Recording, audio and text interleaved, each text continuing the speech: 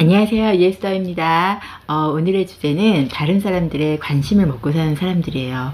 남들에게 늘 좋은 모습, 예쁜 모습만 보여주고 싶어 하고, 그래서 끊임없이 자기를 포장하면서 사람들을 매료시키고 싶어 하는, 우리가 이제 관종이란 말 많이 쓰는데 바로 오늘 말씀드릴 연극성 성격장애랑 아주 밀접한 관계가 있겠죠.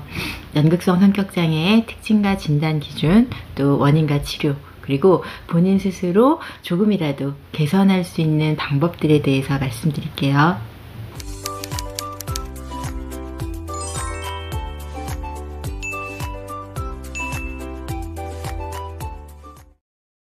연극성 성격장애의 특징은 상당히 과도하고 극적인 감정 표현, 말 그대로 배우가 연극을 하듯이 감정 표현을 하는 데 있어서도 상당히 풍부하고 과장되게 하면서 타인의 시선과 관심을 끄는 행동을 합니다. 사람들의 시선과 관심을 특히 본인의 외모로 사로잡고 싶어 하기 때문에 언제나 늘 화려하게 치장을 하면서 겉모습을 가꾸는데 엄청난 공을 들입니다. 그런데 사람들로부터 시선과 주목을 받지 못하면 그때는 또 너무 힘들어하죠. 또 상당히 유혹적이고 도발적인 부분이 있는데 이성과의 관계에서 본인이 호감을 가지고 막 연애 감정을 느끼는 그런 대상에게 뿐만 아니라 그냥 다양하게 이 사람 저 사람에게 성적인 매력을 어필하는 경향이 있는데요. 이런 부분에 있어서는 본인이 일부러 작정하고 그렇게 하는 게 아니라 본인 스스로도 본인의 행동이 얼마나 도발적이고 유혹적인지 잘 모르는 경우가 많아요. 그래서 난 아닌데 자꾸 상대방이 오버하면서 날 너무 좋아해서 피곤해 죽겠다고 하소연을 하는 사람들이 있어요. 그럴 때 옆에서 내가 봤을 때는 당신이 먼저 유혹한 것 같아요 라고 이렇게 말을 하면 너무 황당해하면서 나는 그냥 친절하게 매너를 지킨 것 뿐인데 나한테 왜 그러냐고. 그럼 앞으로 난 사람들 만날 때 웃지도 않고 막 뻣뻣하게 아주 무뚝뚝하게 있어야 되는 거냐고 막 억울해하는 경우가 있는데 바로 이런 케이스에 해당되겠죠. 워낙에 감정 변화가 급격하고 감정 표현이 상당히 풍부함에도 불구하고 막상 의외로 본인이 느끼는 감정은 상당히 피상적인, 감정의 깊이가 얕고 겉도는 경향이 있는 거죠. 그러다 보니까 감정을 표현할 때는 지나칠 만큼 인상적인 표현을 하지만 막상 그 사고나 감정에 대한 그 세밀한 부분은 텅 비어있는 경우가 많아요. 예를 들어서 영화 한 편을 봐도 막 눈물을 흘리면서 너무너무 감동적이었다고, 이 영화 한 편이 내 인생을 바꿔놨다고 막 이렇게 강렬한 표현을 하면서도 누가 옆에서 어느 장면이 그렇게 멋있고 감동적이었는지 이렇게 물어보면, 이렇게 조금만이라도 구체적으로 물어보면 이럴 때는 잘 대답을 못하는 경우가 많죠. 또 반복적이고 일상적인 활동은 많이 지루해하고 새롭고 자극적이고 재밌는 활동을 갈망하는 편인데, 그러다 보니까 새로운 일을 할 때는 항상 열정적으로 시작을 하지만 쉽게 또 흥미를 잃기도 해요. 또 사람들과의 관계에서도 비슷하게 새로운 사람을 만나면서 얻게 되는 그런 흥분과 설레임을 되게 좋아하기 때문에 새로운 사람이 나타나면 오래된 관계를 또 무시하기도 합니다. 어떻게 보면 사람을 참 좋아하고 잘 믿고 의존하는 그런 경향이 있어서 다른 사람이나 상황의 영향을 아주 쉽게 받는 편이고요. 또 사람들과의 관계에서도 실제 관계보다 상대방과 아주 훨씬 더 친하고 가깝다고 생각하는 경향이 있어요. 그래서 몇 번 안 본 사이지만 그냥 단둘이 본 것도 아니고 여럿이 모임에서 그냥 우연히 한두 마디 나눴을 뿐이라도 나 그 사람 너무너무 잘 알아. 우리 친해. 막 이렇게 얘기를 하기도 합니다. 보면은 이렇게 모임이나 여럿이 함께 있을 때 분위기 메이커 역할을 하기도 하는데 상당히 재밌고 매력적이긴 하지만 대체로 허영심이 강하고 이렇게 허세나 거짓된 부분, 이렇게 솔직하지 못한 면이 있어서 깊이 있고 진실한 인간관계를 맺는 데는 어려움이 있어요. 연극성 성격장애까지는 아니더라도 이런 성향을 가지고 있는 분들은 많거든요. 연극성 성격장애 진단 기준에 해당하는 8가지 항목을 이렇게 특징은 지금 설명했으니까 간단하게 한번 자막으로 읽어만 볼게요. 내가 어느 정도 해당되는지 체크해 보셔도 좋을 것 같아요. 자신이 관심의 중심에 있지 않는 상황을 불편해한다. 다른 사람과의 관계에서 성적으로 유혹적이거나 도발적인 행동을 한다. 감정의 변화가 급격하고 감정 표현이 피상적이다. 타인의 관심을 끌기 위해 항상 자신의 외모를 이용한다. 지나치게 인상적이지만 세밀함이 결여된 대화 양식을 보인다. 자기 극화, 연극성, 과장된 감정 표현을 한다. 피암시성이 높아 타인이나 상황에 의해 쉽게 영향을 받는다. 대인관계에서 실제보다 더 친밀하게 생각한다. 이렇게 8가지 항목 중에서 5가지 이상에 해당이 되고, 이런 특징이 성인기 초기부터 시작돼서 일상생활에서 전반적으로 어려움이 있을 때 연극성 성격장애로 진단을 내릴 수 있습니다. 사람들은 누구나 다 오버하고 막 과장하고 이럴 때가 있어요. 누구나 다. 그런데 연극성 성향이 강하다면 이런 일이 훨씬 더 심하고 자주 반복되겠죠. 제가 몇 주 전에 이렇게 자기애성 성격장애에서도 과장, 이 과대성이 특징으로 나타난다고 했는데, 거기서의 과장은 자신의 우월함을 나타내기 위해서, 그래서 그로 인해서 숭배를 받기 위한 거고요. 여기 연극성의 과장은 그거랑은 좀 많이 달라요. 연극성에서 감정을 막 과장하고 오버한 이유는, 물론 이것도 가장 핵심적인 이유는 관심받는 거랑 연결되지만 이와 함께 불안해서 그래요. 무슨 말이냐면, 감정을 막 과장하고 오버함으로써 내가 정말로 아주 진지한 건 아니야, 이런 메시지를 상대방에게 전달하려는 거죠. 왜냐면 혹시라도 내 생각, 내 행동, 내 표현이 잘 통하지 않는 상황이 될 때는 언제라도 이것을 취소하거나 취소가 안 되면 아주 최소화할 수 있는 여지를 남겨두려는 거예요. 그래서 아주 기분 나쁜, 몹시 불쾌한 일을 겪었을 때도 오히려 눈을 땡그랗게 뜨면서 크게 연기하듯이 어머, 나 너무 열받았어. 저 사람 나한테 딱 걸렸어. 이런 식으로 연기를 하듯이 표현을 하면, 옆에서 봤을 때 사람들은 저 사람의 말 속에 아주 뼈있고 아주 심각한 감정은 없거나 있어도 별게 아니겠구나, 이렇게 생각하잖아요. 그래서 무의식적으로 본인이 의도한 대로 되지 않는 상황에 대한 불안을 피하기 위해서 아예 처음부터 진지함을 빼버리고 그냥 과장하고 오버하면서 내가 아주 심각하고 진지하고 여기에 목숨 건 건 아니야, 이런 메시지를 전하면서 미리 방어막을 치는 거예요. 전에 감정을 과장하는 부분에 대해서 말씀드렸다면, 이번엔 좀 다른 걸 또 과장하는 경우가 있겠죠. 특히 SNS상에서 이런 걸 종종 볼 수 있는데, 어느 나라에 무슨 귀족이 나를 파티에 초대했다, 또 무슨 자동차 회사의 초기 주주여서 떼돈을 벌었다, 이런 내용을 이렇게 접할 때가, 물론 연극성 성격장애를 지닌 사람이라고 해서 모두 다 거짓말을 일삼는 건 아니에요.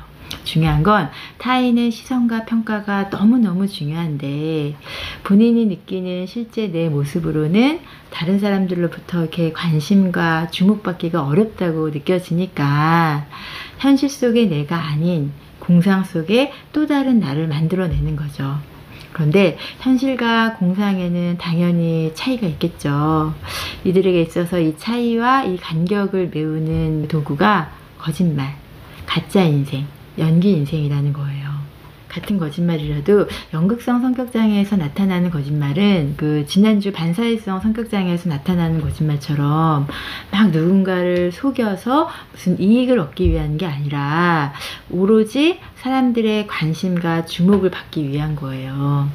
그런데 문제는 처음에는 관심을 받기 위해서 사소한 거짓말로 시작을 하지만 이것이 자꾸 반복되다 보면 우리 뇌도 스스로 기억을 조작해서 이 거짓을 진짜라고 믿게 되고, 또 계속적으로 거짓말을 유지하고 확대해 나가게 되잖아요. 자기를 계속 방어해야 되니까. 그러다 보니까 이 거짓말의 범위도 점점 커지면서 우리 집에 강도가 들었다, 아니면 내가 죽을 병에 걸렸다, 이렇게 결국은 수습할 수 없는 지경에까지 이르게 됩니다. 이렇게 자신이 한 거짓말을 계속 반복하면서 진실로 믿게 되는 심리적 장애를 공상허언증이라고 하는데, 이 공상허언증의 경우는 자신이 거짓말을 하고 있다고 생각하지도 않기 때문에 죄책감도 못 느끼고 불안해하지도 않겠죠. 그래서 이 공상허언증의 경우에는 본인이 진실이라고 믿기 때문에 거짓말 탐지기에서도 잘 잡히지 않는 경우가 많습니다. 원인에 대해서는 여러 가지 이론이 있지만, 그 중에서 정신분석적 입장에서는 어린 시절에 오이디푸스 갈등에서 기인한다고 보고 있어요. 여성의 경우에 어린 시절에 어머니의 사랑이 부족했을 경우, 이럴 때 엄마 대신 아빠에게 집착하면서 아빠의 관심을 받기 위해 애교스럽고 유혹적이고 과장된 감정 표현 양식을 습득했다고 보는 거죠. 그런데 이렇게 엄마가 아닌 아빠에게 의존한 경우, 우리가 쉽게 딱 생각했을 땐 아빠가 상당히 자상하고 애정이 많았겠구나 이렇게 생각할 수도 있겠지만, 물론 그랬을 수도 있겠지만 실제로는 그게 아닌 경우도 있다고 봐요. 아빠가 막 자상하지도 않고 아빠가 막 사랑을 많이 주는 게 아니더라도 아이는 그 혼자 힘으로는 살아갈 수가 없는 존재잖아요. 그렇기 때문에 그냥 어쩔 수 없이 아빠를 의존 대상으로 여기면서 그렇게 아빠의 관심을 받기 위해 노력한다는 거죠. 남성의 경우는 이 연극성 성격 장애가 이제 두 가지 양상으로 나타난다고 보고 있는데, 여성의 경우랑 마찬가지로 어린 시절에 어머니로부터의 사랑이 부족했을 때, 이때도 역시 엄마 대신 아빠에게 애정을 구하게 되는데, 이때 아버지가 없거나 아버지로부터 이렇게 사랑을 받지 못하게 되면 자신을 어머니랑 동일시시키면서 아주 수동적이고 여성적인 정체감을 발달시킨 양상으로 나타나기도 하고, 또 다른 양상은 오히려 반대로 어머니, 그러니까 여성에 대한 불안을 회피하기 위해서 오히려 더 과도한 남성성을 나타낸다고 했습니다. 연극성 성격장애의 핵심은 관심을 받고자 하는 것인데, 또 하나의 중요한 욕구가 있어요. 바로 의존 욕구인데, 다른 사람에게 자꾸 의지하려고 하고 다른 사람이 나를 지켜주길 바라는 그런 부적절한 기대를 하기 때문에 사람들하고의 관계에서 좌절을 경험하는 일이 많겠죠. 그러다 보니까 이렇게 우울이나 분노 같은 증상을 겪을 때가 많습니다. 그래서 상담을 할 때도 대인관계에 초점을 두는 경우가 많은데, 다른 사람들과의 관계에서 화려한 외모를 필요로 하고, 또는 뭐 성적으로 어필해서 유혹하고 과장하고, 심한 경우에는 거짓 인생, 가짜 인생을 연기하면서까지 남들의 관심을 끄는 이런 방법은 아주 잠깐 일시적으로는 만족을 줄 수도 있겠지만 장기적으로는 오히려 관심, 애정, 신뢰 모두를 잃게 만든다는 것을 인식할 수 있게 됐고, 외형적인 매력이 아닌 자존감을 추구하고 실현할 수 있는 다른 영역을 개발할 수 있도록 격려합니다. 또 워낙에 감정의 변화가 급격하고 이 감정의 깊이도 얕고 겉도는 편이기 때문에 자신의 생각, 감정, 행동에 대해서 잘 모르는 경우가 많아요. 앞서 자기가 누군가를 유혹해 놓고도 왜 그러냐고, 난 모른다고 막 이런 경우가 있잖아요. 이게 바로 늘 남들의 반응을 살피고 남들에게 잘 보이는 데만 신경을 곤두세우다 보니까 정작으로 자기 자신에게 집중할 틈이 없었던 거죠. 그래서 내가 지금 어떤 감정을 느끼고 어떻게 생각하고 어떤 행동을 하는지 자신의 내면에 주의를 기울일 수 있게 됐고, 또 이들의 특징 중에 이렇게 전반적인 인상에 딱 근거해서 그냥 대충 그냥 애매모호하게 생각하고 처리해버리는 사고방식을 구체적이고 세밀하고 문제중심적인 사고로 바꿔주는 노력을 하게 됩니다. 또 워낙에 의존 욕구가 강하다 보니까 상담자에게도 의존하려고 하고 인정받고 싶어하고, 혹시라도 이 상담자에게 거부당할까봐 하는 그런 두려움도 있기 때문에 상담에 있어서 아주 적극적이고 협조적이고, 때로는 상담자를 또 오히려 기쁘게 해주려고 하는 노력을 하기도 하는데, 이런 부분에 있어서는 또 의존성 성격장애랑 참 비슷하죠. 그런데 때로는 상담자를 이렇게 조종하려고 할 때도 있고, 또 특히 이성적으로 상담자를 대할 때 연인을 대하듯이 대하려고 하기도 하는데, 상담에서는 이런 면을 다 염두에 두고 계속적으로 안정적이고 치료적인 관계를 확고히 지켜가면서 이분들이 누군가를 유혹하려다가 실패하는 경험을 하는 것 또한 이 연극성 성격장애 치료에 있어서 상당히 치료적이고 중요한 변환점이 될 수 있도록 이끄는 노력을 합니다. 또 거짓말, 가짜 인생, 허언증 같은 증상에 있어서도 그래도 이 연극성의 경우는 지난주 그 반사회성 성격장애와는 다르게 기본적인 관계 능력이 있는 사람들이거든요.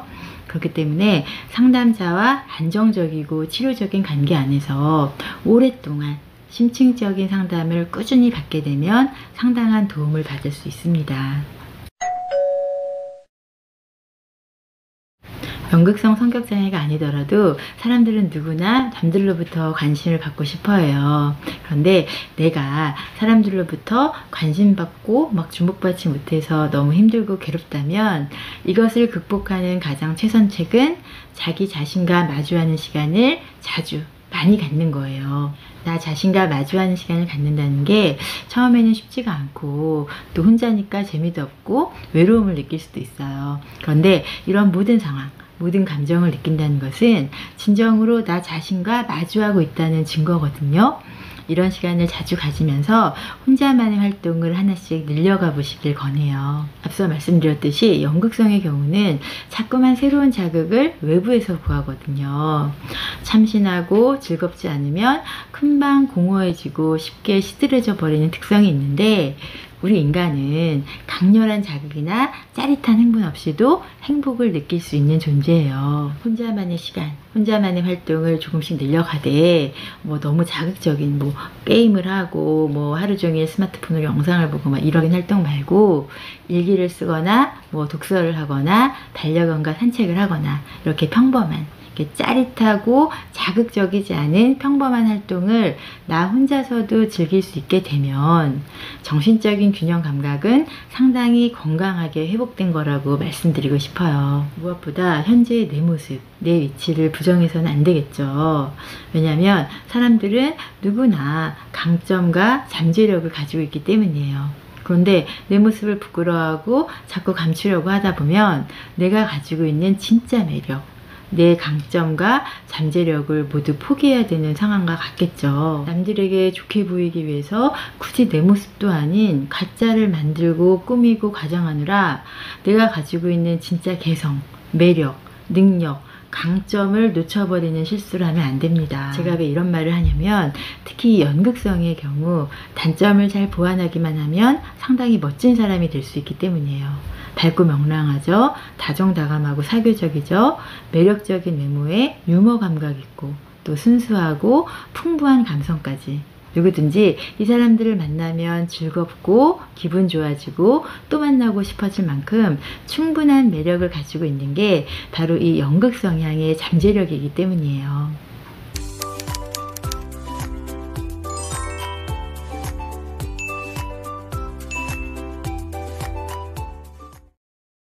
나의 진짜 모습을 감추고 연극처럼 살아가는 건 겉에서 봤을 때는 화려하고 멋져 보일 수도 있겠지만 실체는 상당히 공허하고 외로울 거예요. 그리고 그것은 본인 자신이 알잖아요.